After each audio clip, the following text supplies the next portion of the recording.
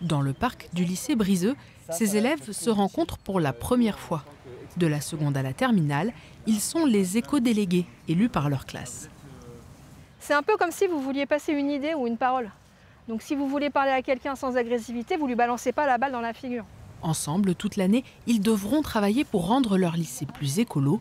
Apprendre à communiquer, apprendre à se connaître sont donc des préalables essentiels.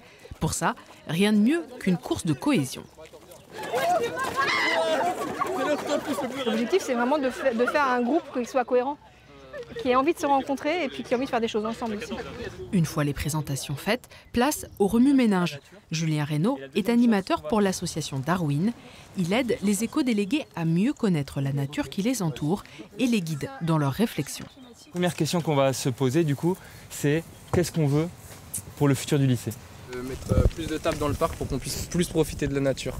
On pourrait par exemple mettre des rues sur les toits des bâtiments. Pour commencer, on pourrait mettre juste une baignoire qui n'est plus utilisée pour faire un point d'eau pour les animaux et les insectes aussi. C'est une très bonne idée. Il y a des petites règles à mettre en œuvre pour que ça puisse bien servir et que ce ne soit pas dangereux aussi pour la biodiversité. Au point de vue des finances, ça sera nécessairement compliqué. La crise économique frappe tout le monde, et notamment les établissements publics.